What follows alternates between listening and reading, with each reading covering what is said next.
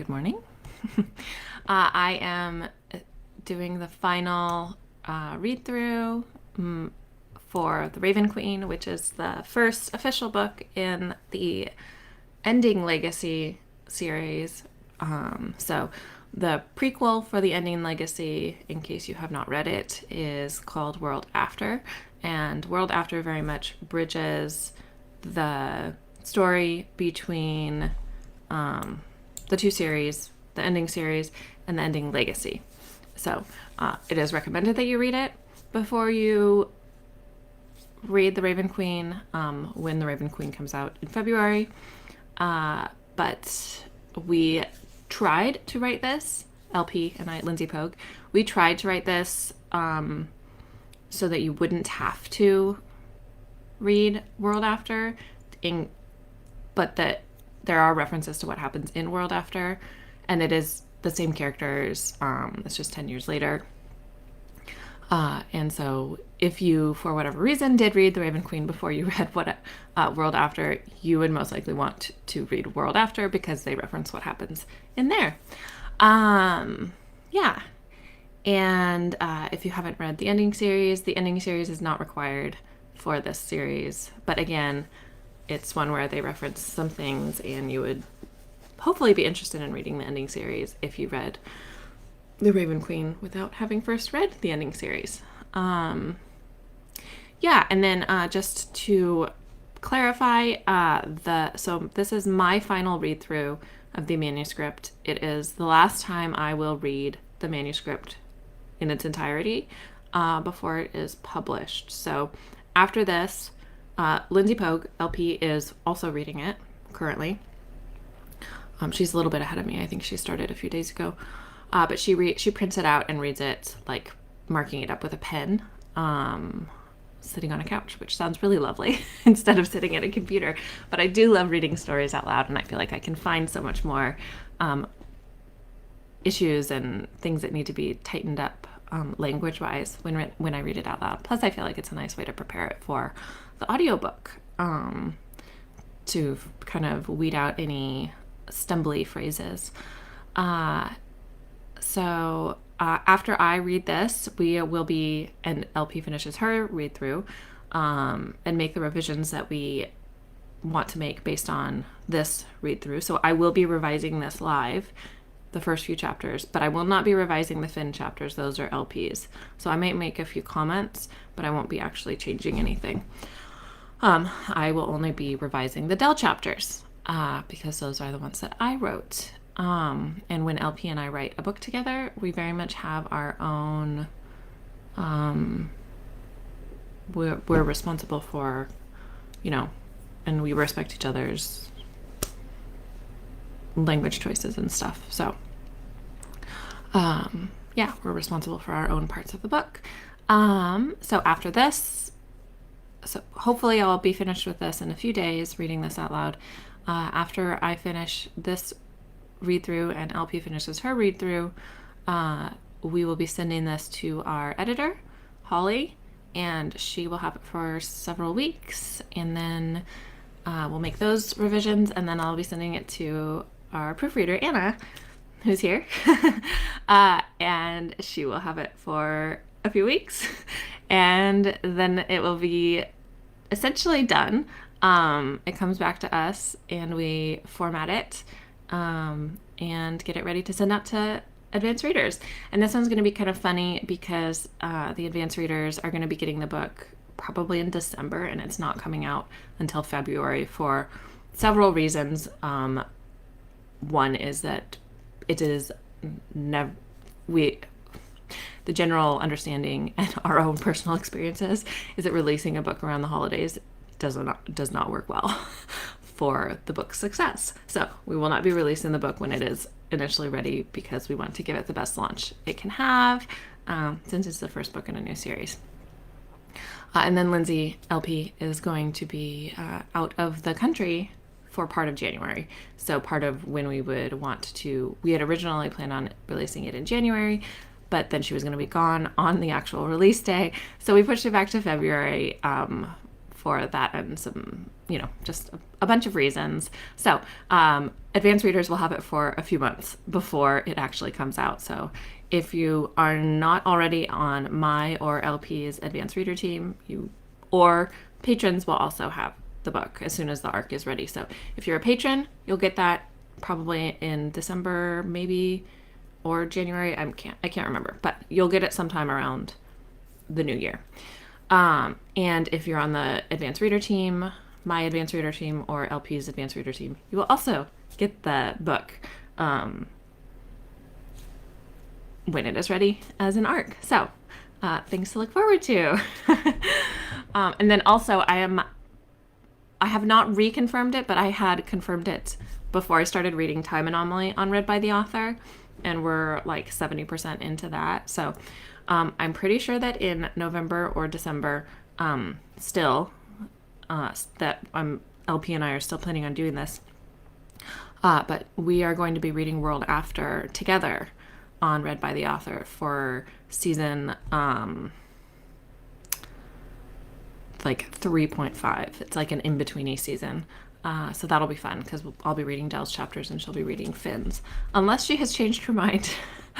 Let's see here. We have a question, which is, how can I get on your advanced readers team? Mandy, I know you're driving, but when you are not driving anymore, can you pop the link to the advanced readers team in here for Crystal and just for everyone?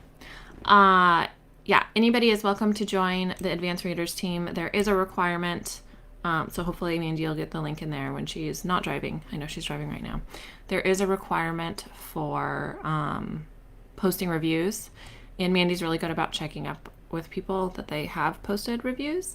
So you need to have posted a review on a retailer platform for, I want to say the requirement is for just one of my books, but on multiple retailer platforms. I can't remember what it says in there right now.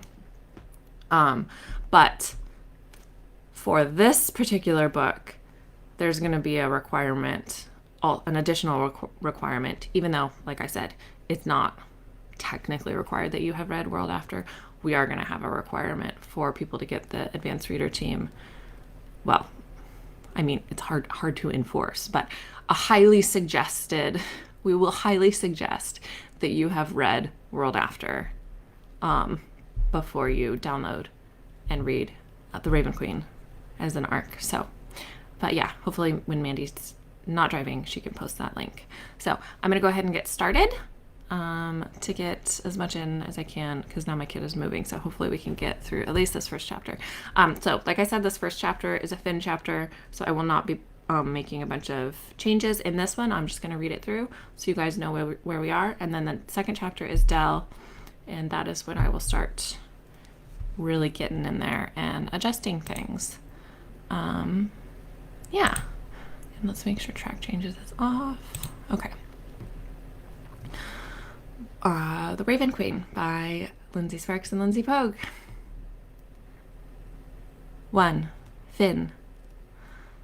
Sometimes I could feel the soft curve of her cheek in my palm. My voice is feeling froggy. And the warmth of her skin against mine. Sometimes I could still taste her lips and smell the lavender in her black, curly hair, silky between my fingers. But her form and features were a mirage, like so many things in the desert, blurred and undefined, and the memory of her was just as fluid. It evaded me when all I wanted was to see her, hoping that if I did, she would stop haunting me when I closed my eyes. Thanks, Mandy. Mandy posted the ARC link in case you did not see it. Anybody, but especially Crystal. She was one more ghost from my past. One more regret.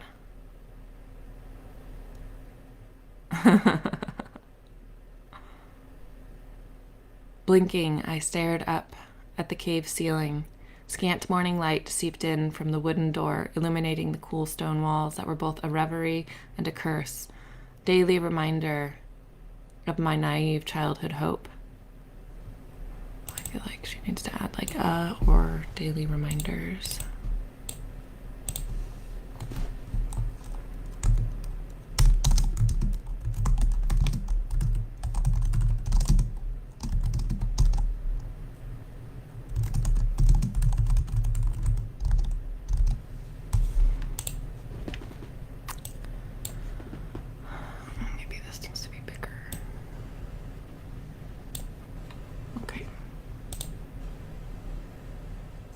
I too support breakfast tacos. That sounds delicious. Just saying. Okay. Remembering the woman I had found comfort in last night, I looked to my left, the cot beside me surprisingly empty. Exhaling, I rub. Shit. Sorry, in case anybody's listening with children. Rubbed.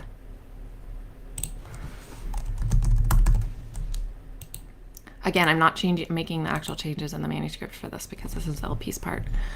And she's working through on her own, so this way I can point them out to her.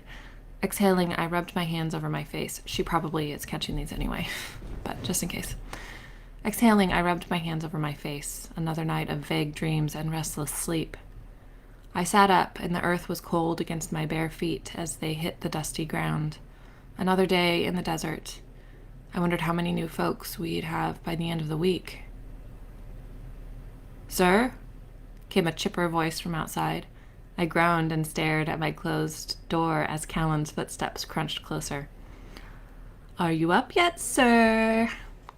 He called me that to rankle me, and it worked.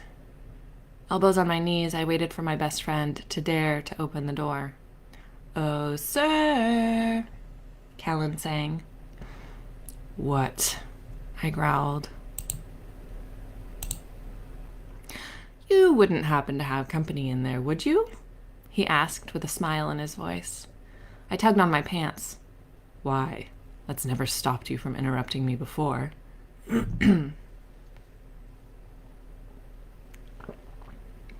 I took 3 steps to the door and opened it, meeting Callan's gleeful brown gaze.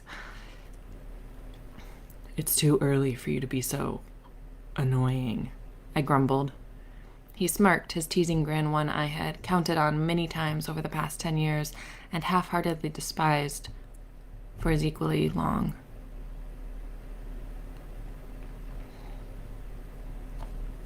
For equally as long?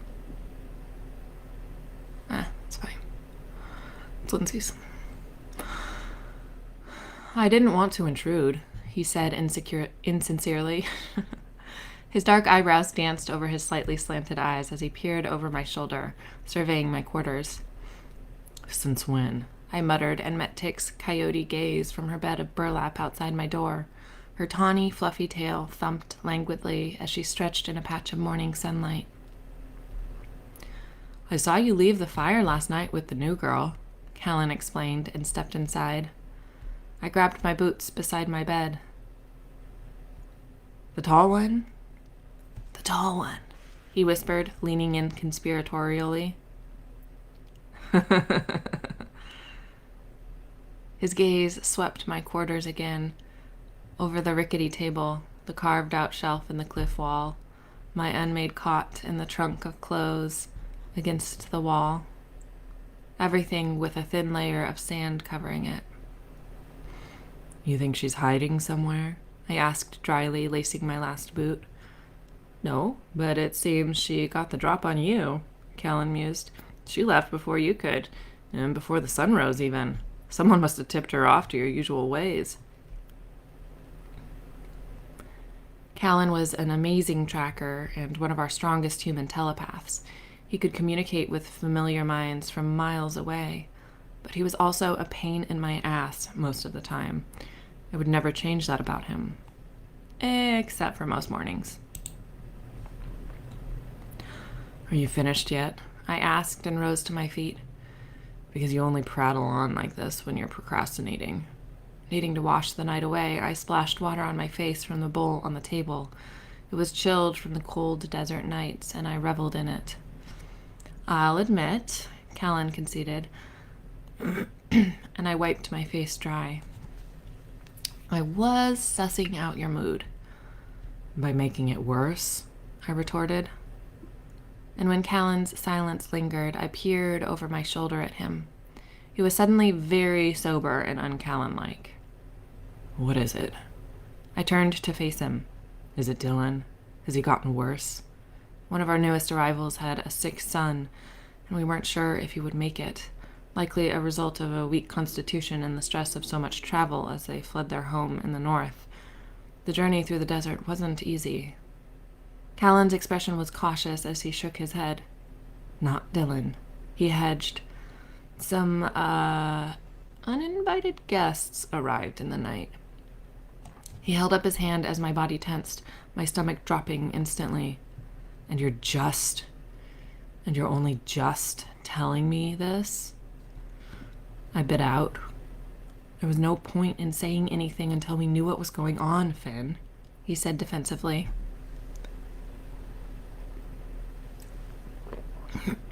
Sorry, when I pause, it's because I'm drinking coffee. We have 20 pairs of eyes and ears on them.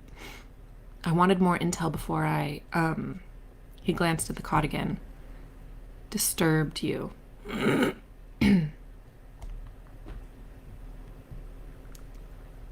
My body tensed and I glared at him. That's not for you to decide. I gritted out. And any ease and comfort I had found last night evaporated. I rubbed my forehead instead of shoving Callan against the wall for assuming anything was more important than the safety of the 1,012 people who relied on us to keep them safe. Who is it, and how many are there? A small team set up camp in the Rainbow Hills, about 24 of them. From? I held my breath. Callan blinked at me before finally answering. No one knows for certain yet. The men carry no banners. And then they're mercenaries. Aye. And they have ferals for slaves. Callan watched my reaction carefully as his words settled in. It could have been because he knew ferals killed my parents when I was young. Or that it was a ballsy move to enslave ferals, people who, by no fault of their own, were more animal than human. Who were wild and unpredictable. Or so most would say. It has to be King Edward, I said through clenched teeth. Only Sierra Kingdom would have the hubris to think that was a good idea. It could be Edward's ally. It could be Edward's ally, Callan added carefully. The Corvo Kingdom? Unbidden, my mind drifted to the princess, and I realized why Callan hadn't wanted to tell me. But we said nothing about it. Who's got their senses on the mercs? I asked, knowing it could have been any of the 22 perimeter teams who watched our borders and, telepathically communicating with Callan, the lead of all safeguarding measures. Lyra. Oh, Lyra, he reported with a dip of his chin. He knew that, at least, I would feel slightly more at ease. He knew in that, at least, I would feel slightly more at ease. She was new to the team, but she was fiercely dedicated and alert, and her hypersenses made her an invaluable asset to the security of this place. Her hypersenses. I don't know if that makes sense. Or like hypersensitive senses.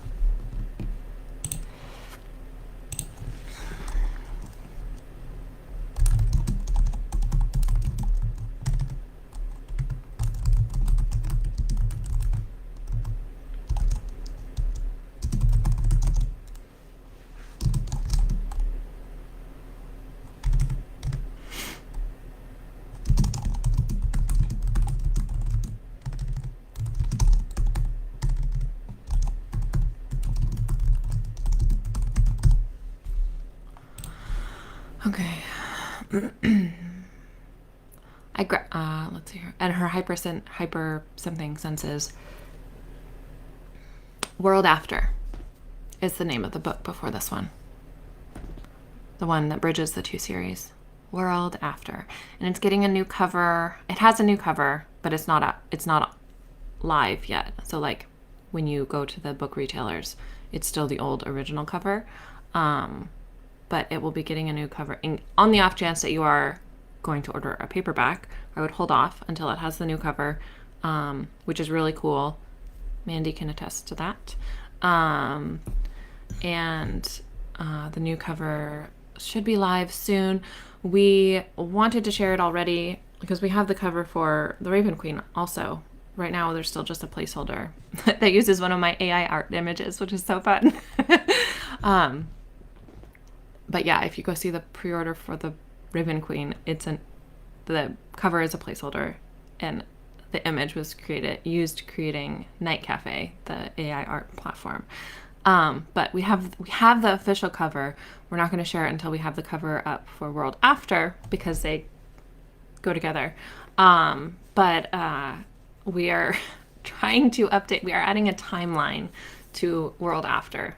But the printer is having issues with the image and like the inside gutters where the spine is, because there's some text near there. So we're trying to figure out how to reformat the image of the timeline because it's a 2-page spread. So hopefully soon we will have the paperback so we can do the cover reveal. Yeah, the cover. Oh, the placeholder cover. My little AI art cover. It was really fun. We made it together in Canva of all places. Yeah, but we just slapped some text on there. Thank you. AI art for the win. It was also funny because this cover, not the placeholder. The placeholder took us like 15 minutes to get ready. But the official cover for the Raven Queen took so long, so much back and forth with the cover designer. But we're really happy with where it is now. I really, really like it. So, yeah. So hopefully we'll have a cover reveal soon in the next couple weeks. Keep an eye out for that. Okay. I grabbed a t-shirt from the trunk, shoved against the wall. Have the mercs made contact? I absently sniffed my shirt. It smelled clean, even if it didn't look it. It's such a guy thing to do. I guess it's an everyone thing to do, maybe. No contact. In fact, Lyra doesn't think they know we're here. I frowned in confusion. Then they aren't here for us? Callan shook his head. No, which is why we wanted to wait to see what they were going to do. And I tugged my shirt impatiently over my head and snatched my tan headscarf from the table. What are they doing? Digging for something. My frown deepened. Digging? I deadpanned. That both surprised and unnerved me as I stepped out into the cool desert morning.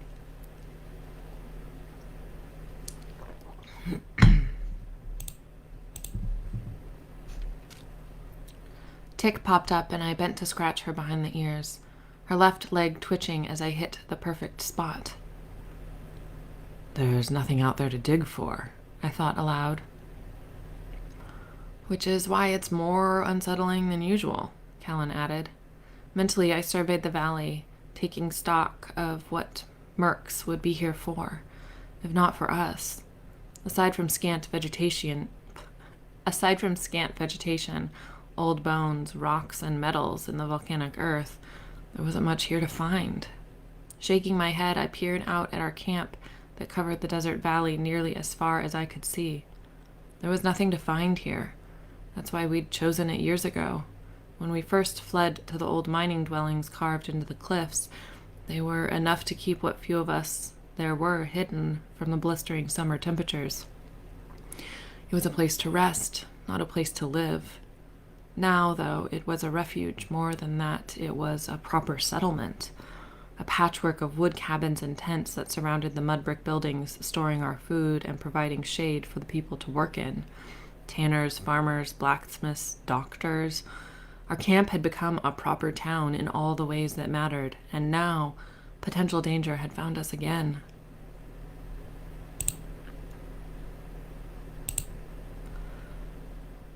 As we wove our way through camp toward the stables, wood smoke tickled my nose and distant chatter met my ears. They're digging in the Rainbow Hills, I clarified. The desert was bustling as if it were already midday, people making use of the cool morning before the sun grew too hot, and we all retreated into the shade again until nightfall. Yes, at the fork in the canyon.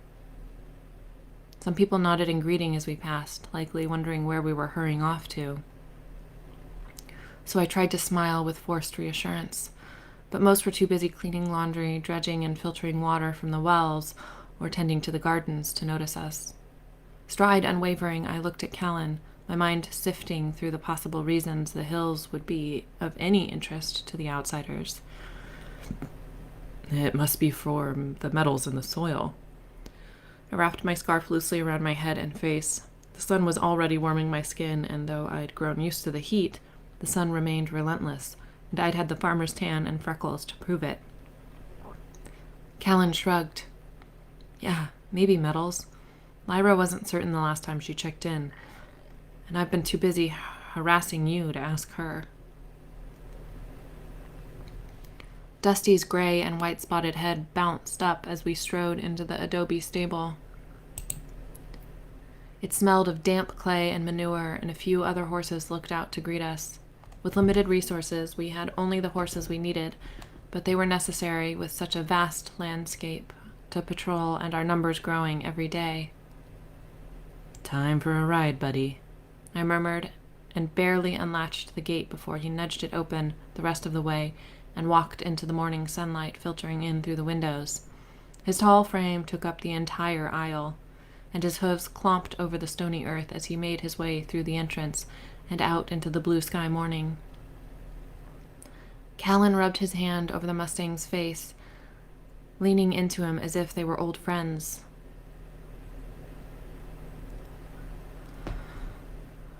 Lyra said our uninvited guests only have a few guards. Do you want me to get Taggart and the rest of the team prepped for a visit? No. I hoisted myself onto Dusty's bare back and glanced.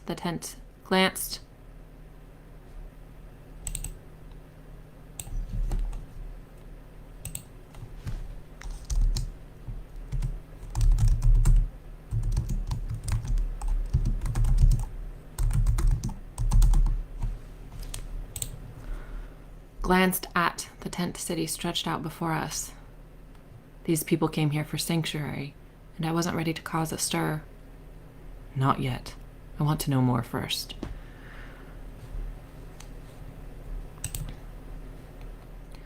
Resting my palm on Dusty's back, I closed my eyes. To the Rainbow Hills. It was a single thought, but all I needed to get Dusty walking in that direction. Tell Lyra I'm coming. I called to Callan over my shoulder. Done, he answered. I'll just wait here then. Dusty and I trotted at a fast clip away from the stables as Tick loped over to join us. Together, the three of us headed into the rugged mountains bordering the western edge of our settlement. Dusty's long strides eating up the desert floor as we rode with the morning breeze. Along the way, I sifted through Tick's mind, but having been at the Badwater Basin, hunting shrew and rattlesnake all night, the coyote knew nothing that would help me discern what the hell these people were doing so far east of the Seven Kingdoms. The desert lands, unlivable and desolate at best, were nothing compared to their lush forests. The further we rode, the more the landscape changed, barren in some places and remarkably dangerous and otherworldly in others, though our village was nearly 1,000 people strong. Well, now it is over 1,000 people was.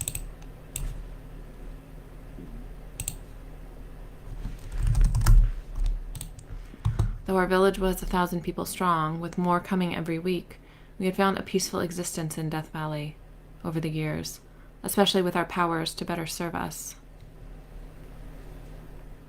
The elementals could manipulate the soil for crops, control fire for cooking and warmth on cold, cruel nights, and find underground water sources to keep us, our animals, and gardens hydrated. Telekinesis and enhanced senses like strength and speed came in handy with daily chores.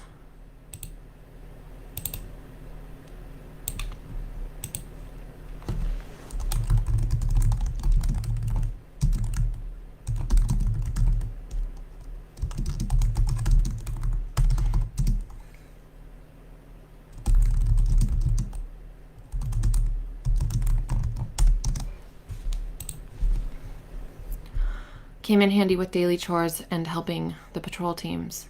And telepaths, well, they were invaluable for communication between outposts in an expansive place like this, where security in our hidden oasis was paramount. We had found a way to live out here, away from the unrest of the Seven Kingdoms, and it worked, even if it never quite felt like fallen wood, like home. What home? I had to remind myself it had been home hadn't been home in a very long time. The memories were as painful as they were precious, and as much as I hated dwelling on the past, I couldn't stop myself from missing it either.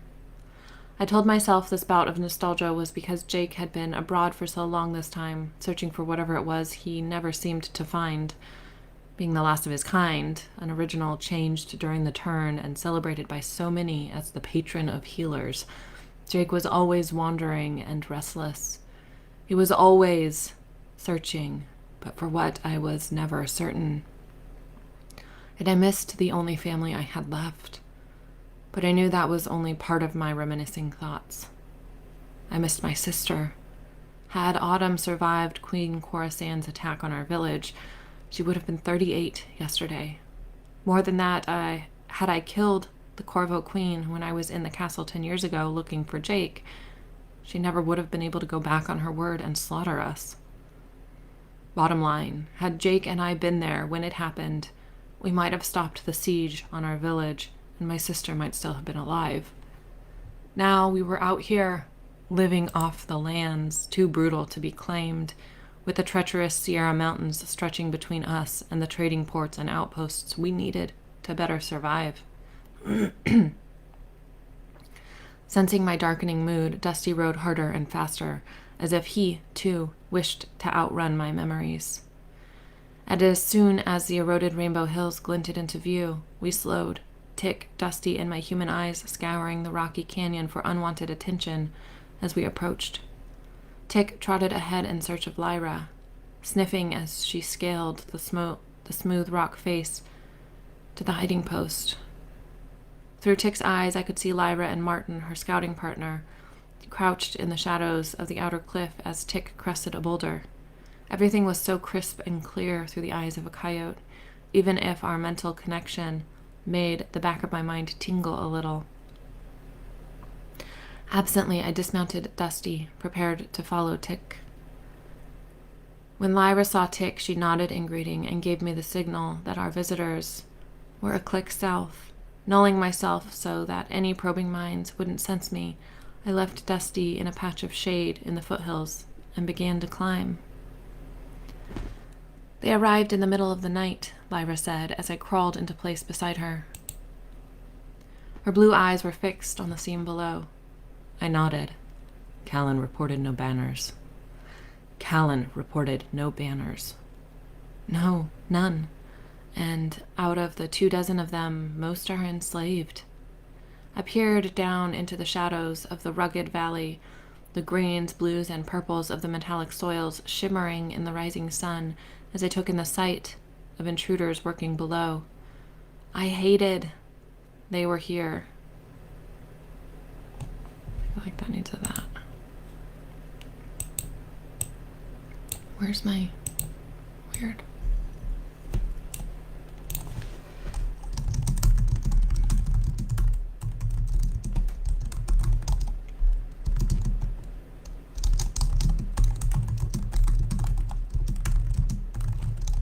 I do tend to be a little that happy, so maybe it doesn't, but I feel like that one at least needs that. I hated that they were here. Bold and brazen as ever. Whatever the Mercs' reasons for coming, something important must have driven them out here in no man's land. They started at sunrise, Martin offered gravely. So far, they've kept to the lower valley. Any idea what they're digging for yet? I squinted, seeing only a glimpse of what Lyra's enhanced vision and hearing could glean. She was the eyes and ears I relied on most that patrolled the parameters. This has got to be perimeters, I think.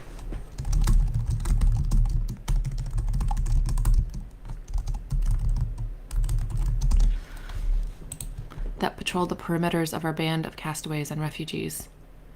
Hematite? I asked. Manganese? Lyra shook her head. I'm not certain, but they need samples for someone in the Sierra Kingdom, she said, confirming what I had feared.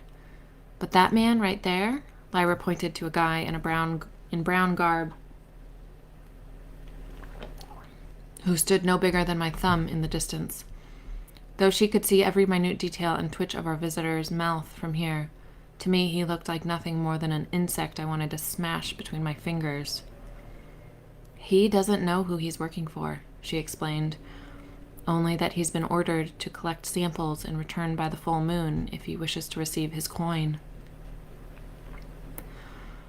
Martin handed me his binoculars, and as my eyes adjusted, an emaciated feral came into view, his hair shaggy and as long as his beard. He moved like a beaten animal, only going through the motions he knew would get him food and water at some point.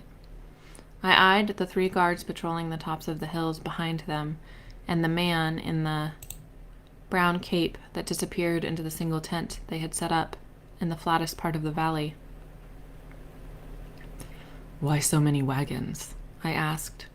There were far more than they needed to transport the ferals. They need enough of each soil color to fill one of them, Lyra explained. They should be finished before nightfall. She stared at me. Her dark blue eyes glinted in the sunlight, and I knew that look. It was the same one I had seen the day before, the day I found her and her ailing father, half-starved and hiding in one of our outposts. An all too familiar weight that hung in the air.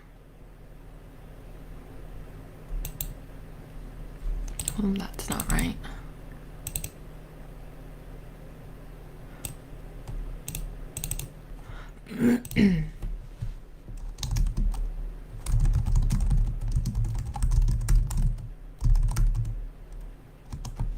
An all too familiar weight hung in the air. Fear. From here, they're headed to Mantis. Dread whittled its way into my shoulders, and I peered down at their temporary camp. I was afraid you'd say that. Nothing good ever came from the Sierra capital. If we go, Lyra started. She clearly knew what I was thinking. Getting in will be one thing, but getting out... She huffed derisively. The Sierra Kingdom was known for its armies, and King Edward was known for taking resources and tech from everywhere he could, more than what he needed to protect his lands against the ferals and anyone else who would think to encroach on his territory. His kingdom was as vast as it was dangerous, with his military spread throughout, patrolling every border and town. No village was untapped or untaxed, nor were they free of constant military occupation and perpetual mistreatment. I hated King Edward almost as much as I loathed Corvo's Queen Coruscant. Nothing good ever came from that king's plans, Martin said, mirroring my thoughts. Maybe it has something to do with a new weapon? Martin thought aloud. Maybe, but whatever it is, Lyra said, Corvo is likely involved too. Despite how hard Princess Delphinia had tried to convince me the Queen had changed her tyrannical ways 10 years ago, and despite her promise to leave us alone, she had done what, in my heart, I had known she would do: exterminate my entire village. I had been the idealistic idiot who thought that after all that transpired between Del and me,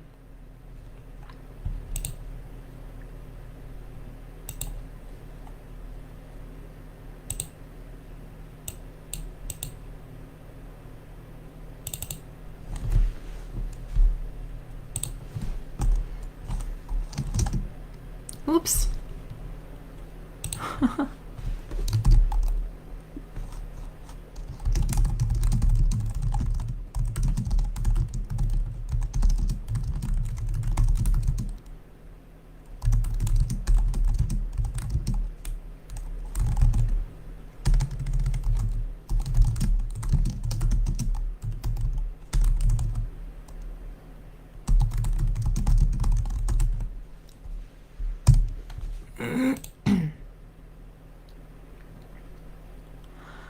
I had been the idealistic idiot.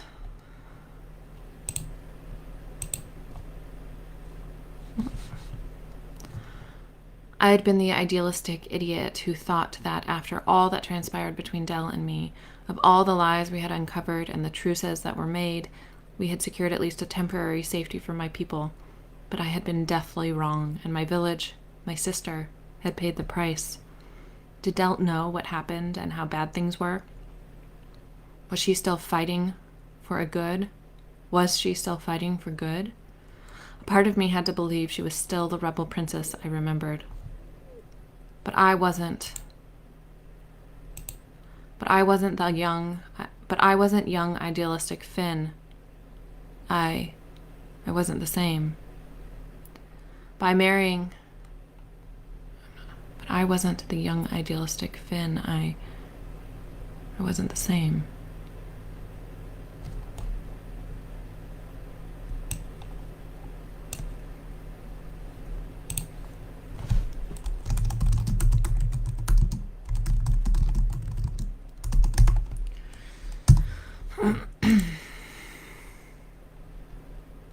By marrying into King Edward's family, Dell had aligned herself with the Sierra Kingdom, combining the reach of both their kingdoms. So no, I wasn't sure what to think about Princess Delphinia. Not anymore. I looked at Martin. Stay here and stay sharp. If anything changes, alert Callan immediately. Martin nodded, he and Lyra looking at me for additional orders. I'm sending Tick out to sniff around, see what she can discover. We need to learn all we can before they head out again. If they've come once, they'll likely come again, and next time they won't be collecting samples. I nodded to Lyra. You, come with me. I squinted out at the workers below, already sheeting with sweat. The longer I thought about it, the more my resentment and anger grabbed hold of me. I was tired of anticipating the enemy, of running from the Corvo Queen, from all the kingdoms that ruled with greed and fear. But I knew living this life was an endless battle for freedom, for the right to live, and I would fight that battle until my dying breath. It was what my ancestors gave their lives for centuries ago, after the virus spread and what was left of the world writhed in ability amped chaos, and my family had to flee.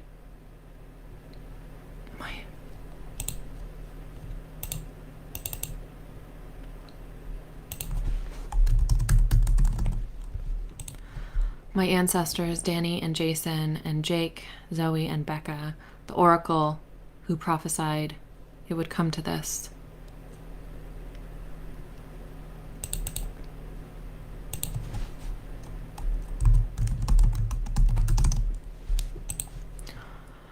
Meeting Lyra's expectant gaze, I knew what had to be done. Fighting to survive was in my blood, and what Jake had been training me for, even if it felt like I had been treading water the last 29 years. What's the plan then, boss? Lyra asked. I pushed off the boulder. Whether it's on behalf of Corvo, or if King Edward acts alone, we have to know what they are searching for. If that means following them back to Mantis, then that's exactly what we'll do.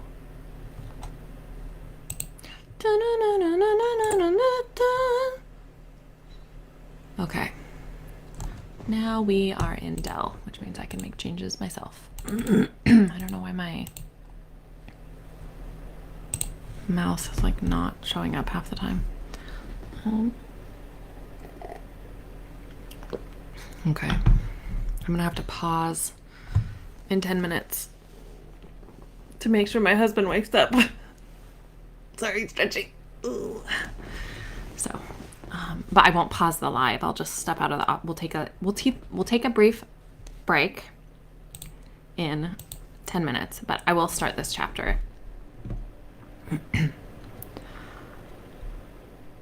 2. Dell. In addition to his usual debauchery, Alastor has been meeting with an inordinate number of dignitaries in Mantis, Gareth said, his voice a gentle rumble from across the breakfast table. From the 7 kingdoms and from elsewhere. I continued to gaze out the sitting room window, staring at the Tower of Solitude as I trailed a fingertip back and forth over the 2.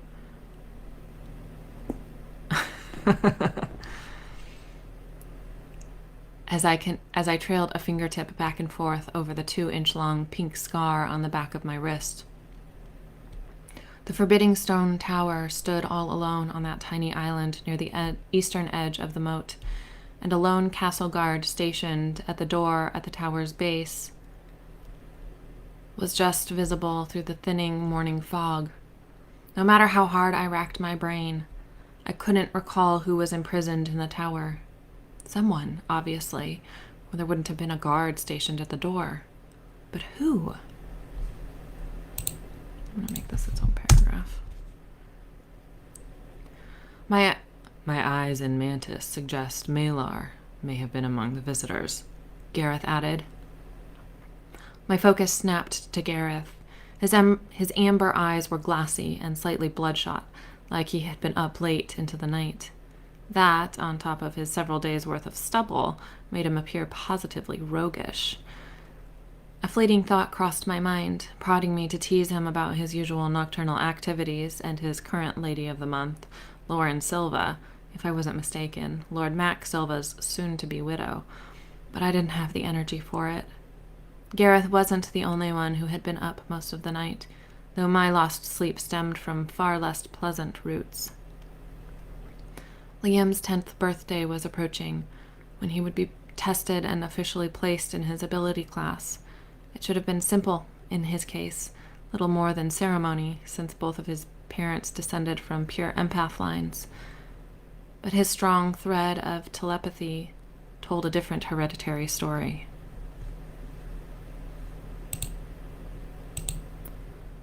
There was no question that I was Liam's mother.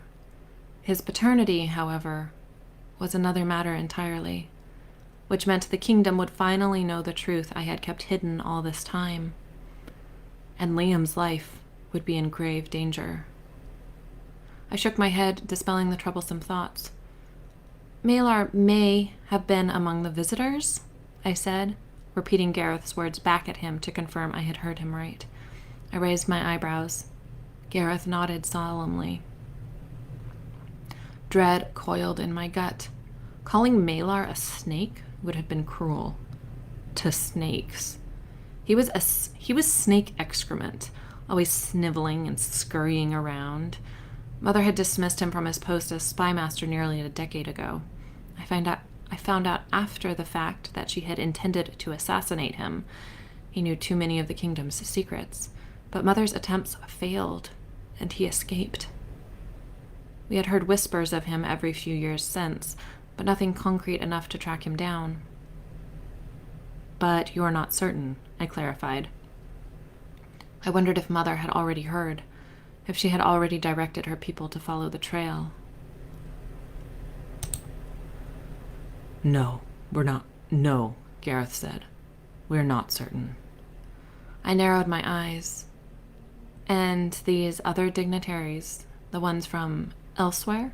I said. Are you suggesting they came from outside the Seven Kingdoms? I couldn't remember the last time we had hosted an emissary from beyond the borders of the Seven Kingdoms in Corvo City. Within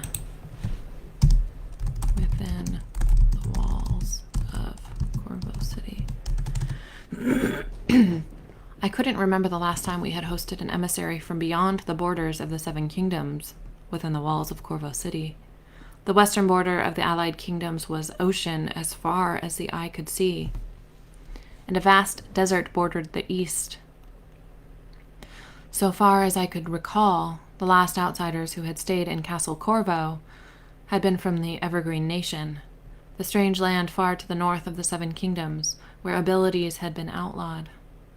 How they managed to function on old world tech in place of ability-run amenities was beyond me. Just a side note. So the Evergreen Nation, Corvo City is built atop San Francisco, the ruins of San Francisco, and the whole Seven Kingdoms stretches from like southern Oregon down to northern Mexico, I'm pretty sure. That's what we had mapped out, and then it goes from the west coast or the coast to the edge of the eastern edge of the Sierra Mountains. Yeah, and so then the Evergreen Nation is in the Puget Sound area, the Seattle Puget Sound area where I live. And that is where I'm planning on doing my solo series within the ending world. So just a fun little fact.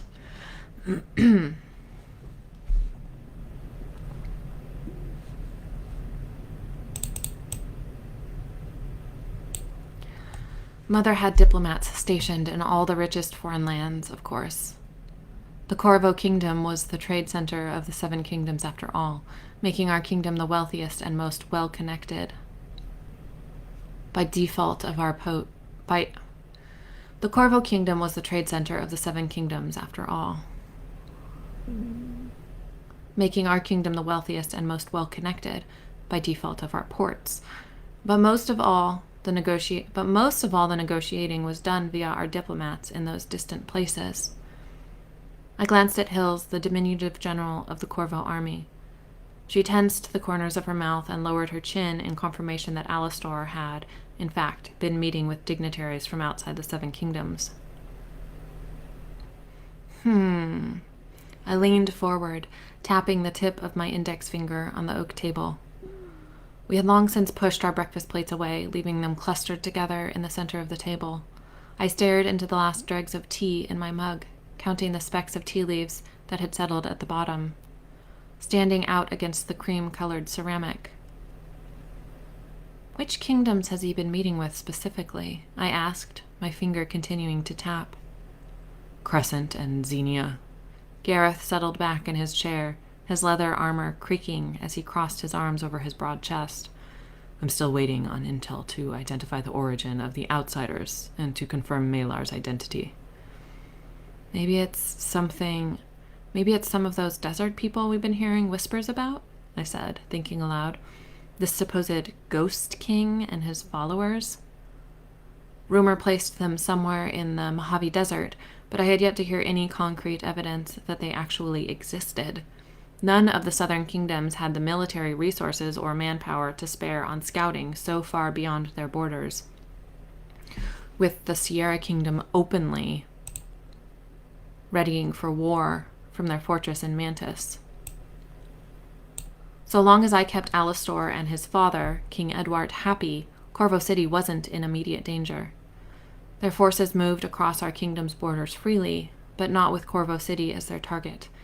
King Edward wanted control of our ports, but at the moment he seemed content with using Alastor to ensure the Sierra Kingdom had a say in our trade relations, which meant his sights were turned to the other kingdoms bordering us, and they all lived in constant fear of invasion.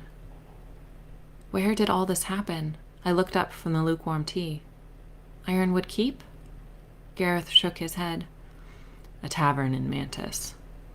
Which meant either King Edward didn't know about Alastor's secret meetings, or he knew, but he wanted the rest of us to think he wasn't involved in whatever Alastor was plotting. I considered reaching out to the Sierra King through one of Gareth's people to feel him out, but the relationship between our 2 kingdoms had been increasingly tense, hanging by the ever-thinning thread that was my marriage. What a joke.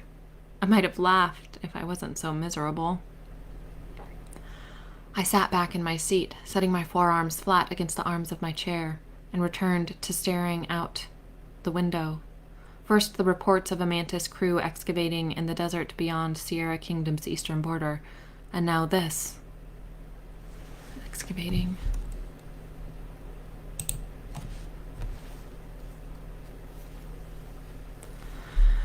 I couldn't help but think the 2 were related.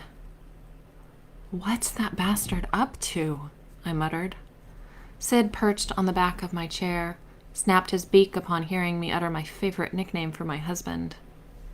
Sid, perched on the back of my chair, snapped his beak upon hearing me utter my favorite nickname for my husband. The raven had been with me since I was a baby, as was tradition among the Corvo royal line, and he was both my most loyal companion and my greatest champion. I raised one hand to stroke the puffed-out black feathers on his neck. We'll know soon enough, Gareth said ominously. I looked at him, my stomach twisting into knots. He's returning? I asked, once again tracing the scar on my wrist. It was Alastor's most recent gift. Gareth's heavy stare told me his answer before his words confirmed it. It looks that way, he finally said. A raven arrived this morning carrying word of travel preparations at his mistress's estate. Which meant I needed... I'm going to change this. Telepath reached out.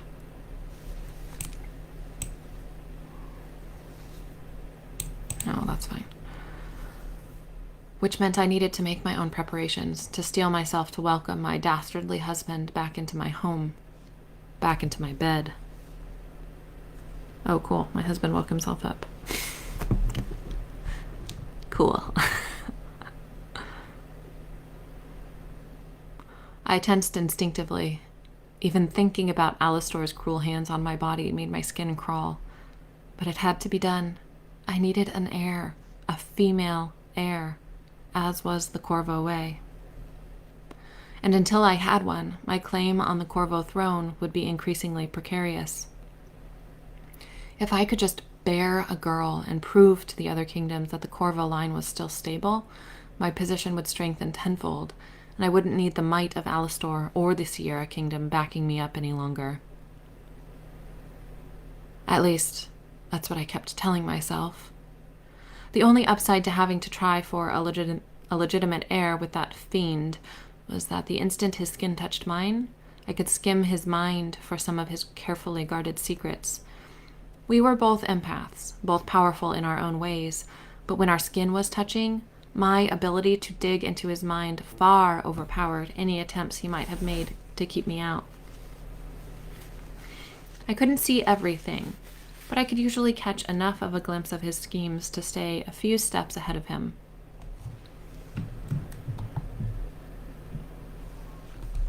He knew it, which was why he filled his mind with thoughts of all his other women while he was with me, of the myriad of ways he enjoyed breaking them, of the times he went too far,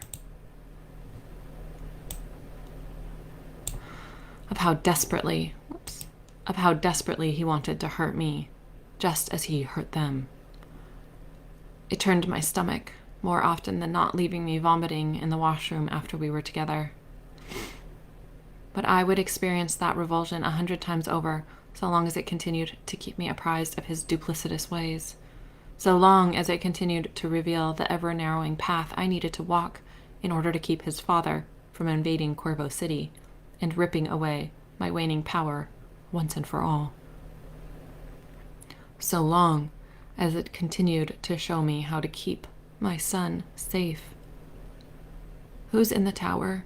I asked, purposely changing the subject. Hills cleared her throat. The Queen caught wind of an enterprising pharmacist quietly peddling a synthetic healing elixir to some of the noble families. I sat up straighter, my attention snapping to Hills. Her gray, streaked, dark hair was pulled back and bound at her nape, further sharpening her angular features. "Does it work?" I asked, hope surging. A synthetic elixir would fix everything. It would eradicate the wasting sickness plaguing our nobles, whose desire to preserve class purity had made them vulnerable to the congenital ailment. To the other kingdoms, we appeared to be dying a slow death, but if we could show that the wasting sickness was no longer an issue, we would be seen as strong again, no longer the tempting, low-hanging fruit King Edward had his heart set on claiming. It had first emerged...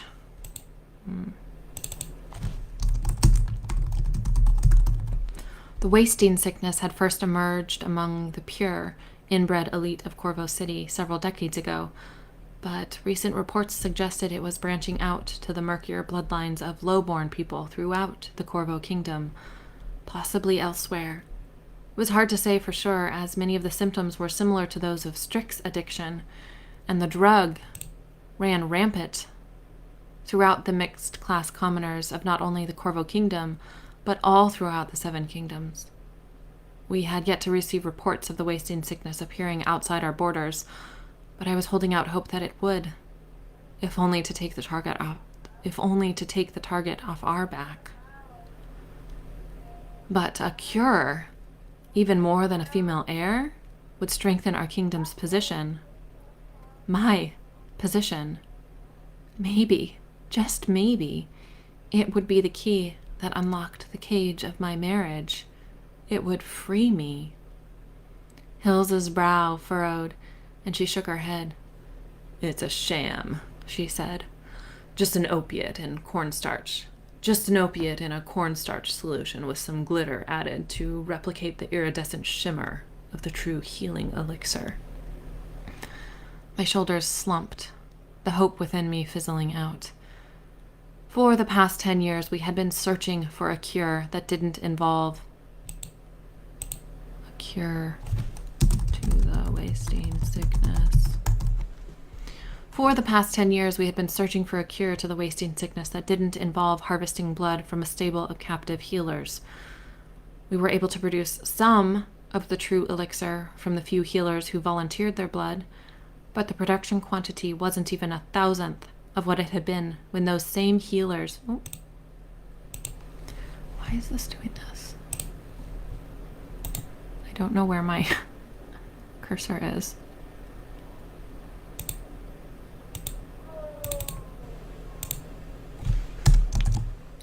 When those same healers had been mother's slaves. I still didn't approve of her methods, slavery, forced breeding, and what essentially amounted to daily torture. But watching the rapid deterioration of the Corvo kingdom now that we were without ready access to the healing elixir had helped me to understand her reasoning. my baby is waking up. Desperation would drive even the noblest queen down a corrupt path. What does mother plan on doing with the prisoner? I asked, returning my attention to the tower. The fact that the pharmacist had been imprisoned in the tower at all suggested she meant to make an example of them. I haven't the faintest idea, Hills admitted. Perhaps you should pay her a visit. I hear she's been bedridden again today. I sighed, nodding slowly. I wasn't due to meet with the ailing queen, my mother, until tomorrow, but digging into the situation surrounding the prisoner would provide a much-needed distraction while I awaited my despised husband's return. Are we done? I asked, glancing at both of my trusted advisors. The simmering hatred for my husband burning in Gareth's eyes hit too close to home, and I slid my chair back like I was preparing to stand. I should get cleaned up if I'm to visit Mother. Just one other thing, Hills said, frowning. I considered not mentioning it, but... She hesitated. What is it? I asked, surprised to see... I'm gonna mute him. Surprised to see my no-nonsense general second-guessing herself. The Ferals, she finally said. Our rangers stationed in the east have been receiving reports from the outlying villages of organized attacks on small farms and hunting camps. My eyebrows rose. That's impossible. I laughed under my breath and shook my head. Ferals don't organize. It's probably just Sierra soldiers. Their occupying forces had camps all along our eastern border, and they were often just as brutish as Ferals.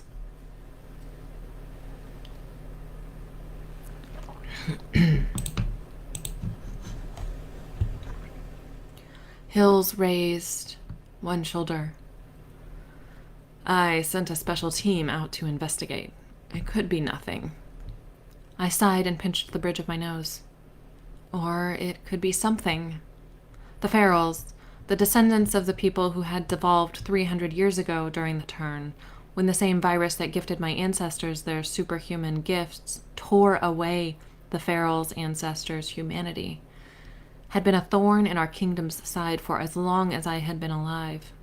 Despite our best efforts to eradicate them from our forested wildlands, they were still often sighted around the smaller villages, especially those nearer to the Sierra Kingdom's ever-encroaching ever-encroaching border. At least Edward had a much larger feral problem to deal with in his territory. I wondered if we could use that to our advantage. Even if the ferals weren't truly organizing, perhaps we could plant evidence that corroborated the reports, just enough to pull King Edward's focus away from our kingdom long enough for us to regroup and formulate a plan to regain our independence. If he would just pull back his occupying forces and remove his implied threat to invade Corvo City should I displease him, or his son, there was a chance we would be able to actually fight back. I had given my husband many gifts over the 10 years that we had been married, to appease him and his father both.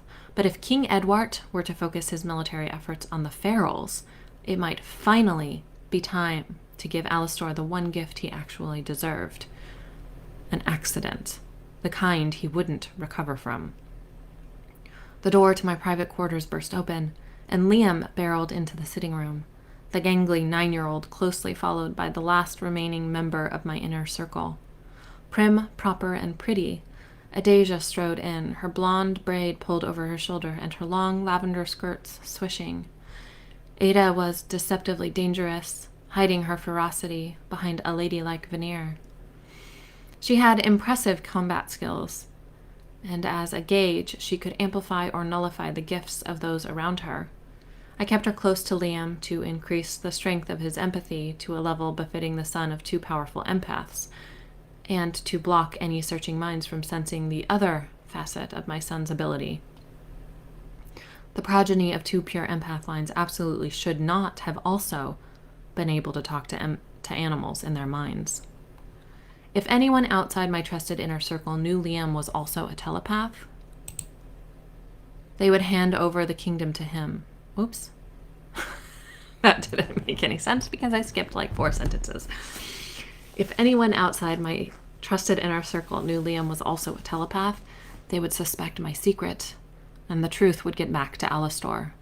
The second he realized Liam wasn't his son, Alastor would throw Liam in the Tower of Solitude and use him to force me to officially hand over the kingdom to him as soon as Mother was gone. The Corvo dynasty would be dead, destroyed by the mistakes I had made as a young, idealistic fool. "I found it, Mom!" Liam exclaimed, skidding to a halt beside the table and placing a palm-sized stone on the polished oak surface. His auburn hair was wild and unruly, as usual. The glossy face of the stone displayed a painted... I'm going to change this. Raven. A painted raven the size of my thumbnail.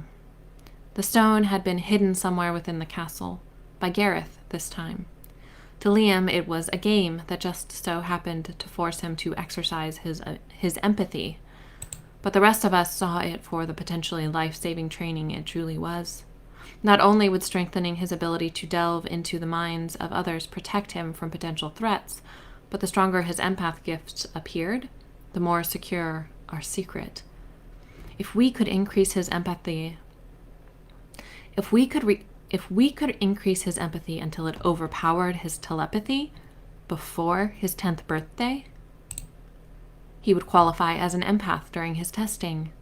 At least then, one of my problems would be solved.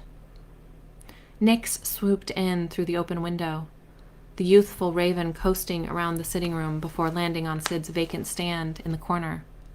Nyx, short for Onyx, had been Liam's faithful companion since the day of his birth, just as Sid had been mine. Sid's talons clicked on the chair back behind me as he fluffed his wings. The younger raven's dramatic window entrances always ruffled his feathers, probably because he had injured his left wing a few years ago, making him far less agile in tight spaces. "Gareth hit it really well, too," Liam said. His green eyes shone like emeralds when he was excited, like he was now, and he turned his wide grin toward Gareth. Tell her where, oh my gosh. Tell her where you hit it." Liam returned his attention to me. "You'll never guess, Mom." I glanced at the smudge of white powder dusting his cheekbone and pursed my lips to suppress a smile. "The flour canister in the kitchen," Gareth said, nodding slowly. He studied Liam under raised eyebrows. You don't say, I said, the corners of my mouth rising.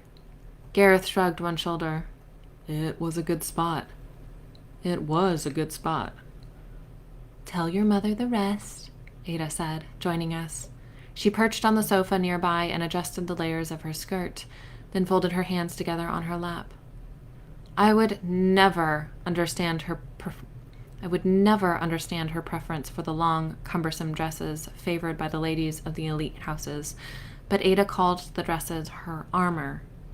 I only ever swapped out my leather-reinforced tunics and leggings for dresses when ceremony required it, and even then I did so grudgingly. Liam flashed me a boastful smirk. I found it all by myself. Ada didn't help me at all. At that revelation, I was the one raising my eyebrows. I looked at Gareth. Could you feel him rooting around in your mind? Gareth shook his head, then let out a muffled laugh. Which is a little terrifying. I'll have to strengthen my mental shields around the princeling. I beamed at my son. Well done, Liam, I said, standing and wrapping him up in a tight hug. I'm so proud of you. I squeezed him until he squirmed in my embrace, and then I let him go. I'll take that, Hills said, snatching the Ravenstone off the table and heading for the door. I've got the perfect spot in mind, she tossed over her shoulder. You'll never find it. She grinned wolfishly, and then she pulled the door open and left the room, shutting the door firmly behind her. My clever boy, I said, reaching out to smooth down Liam's unruly curls. There was another smudge of flour on his neck beneath his ear. I wiped it away with my thumb before he could swat my hand away. Go with Ada and get cleaned up. I'll meet you down in the courtyard for our morning rounds. It was good for him to see and assist the people who served the castle. It helped strengthen the bond between us all. Besides, I refused to raise a son who had been handed everything. Even if Liam would never rule the Corvo kingdom, only a female could carry on the Corvo line. He would always have privilege and power. I would not let him abuse that power. He would never end up like the man he believed to be his father. Liam followed Ada back toward the door, but paused in the middle of the sitting room and turned back toward me. Can we go for a ride around the grounds again, like yesterday?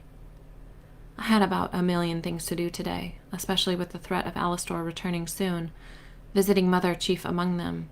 But when Liam turned those hope-filled green eyes on me, I couldn't resist giving in, despite the tightness in my chest that appeared every time I thought about Liam venturing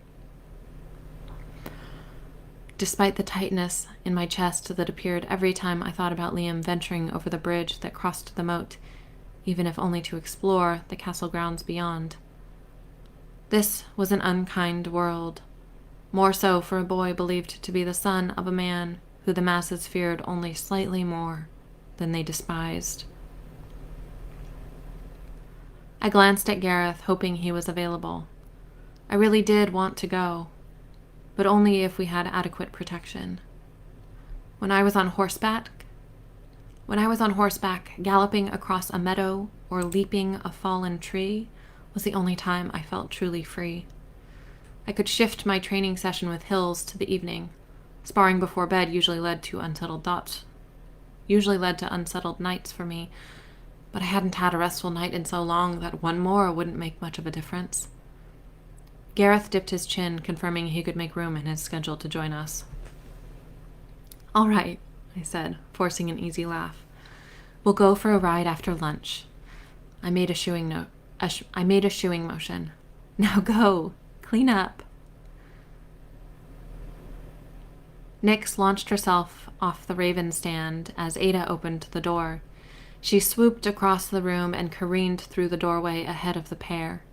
My smile slipped as soon as the door latched, and then the trembling set in.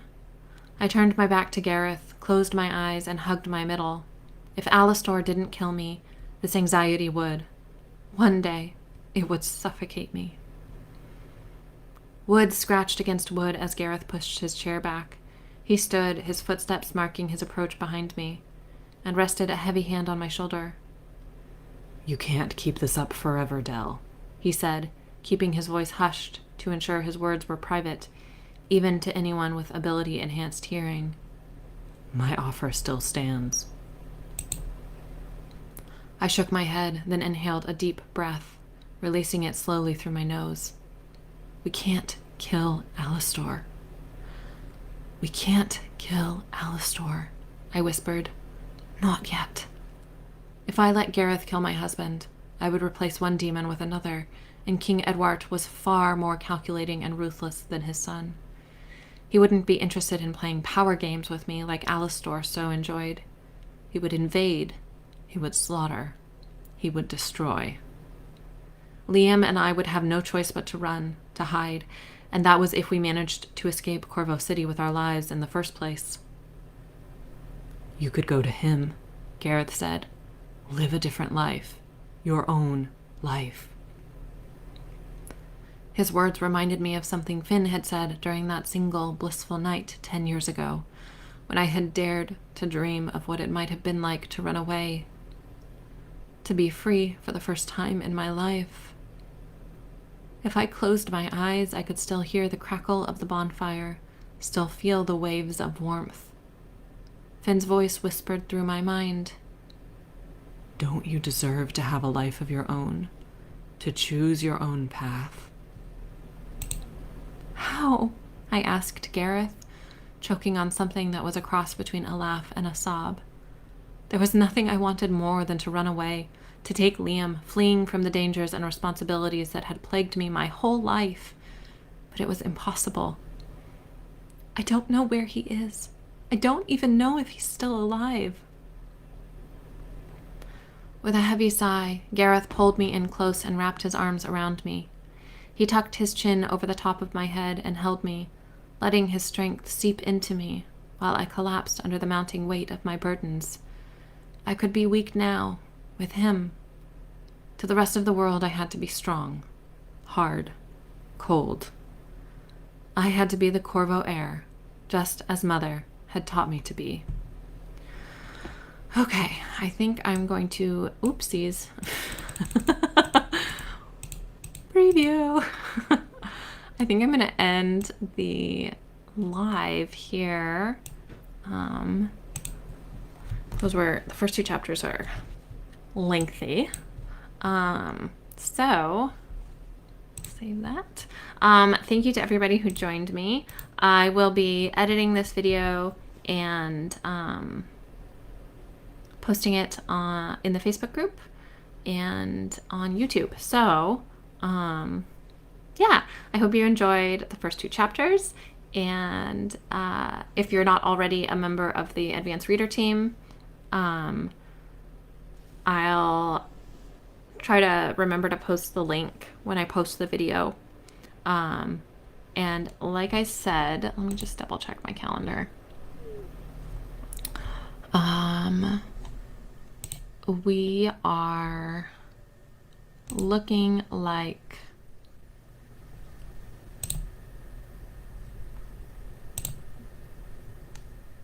it is looking like we should have, for sure, we should have the advanced reader copy of The Raven Queen ready for people in December. So not January, but December. And more like probably earlier in the month. So because proofreading is at the end of November. And so then all we have to do is format it. So keep an eye out for that if you are on the ARC team or if you are a patron. And if you are not on the ARC team, I'll put the link in when I post this video. And maybe Mandy, if you think about it, maybe we can post something about just a reminder in the group about the Advanced Reader team and how to join and the requirements and the link separately away from the video. Yeah, so I hope you all have a great rest of your day and your week. Happy Monday,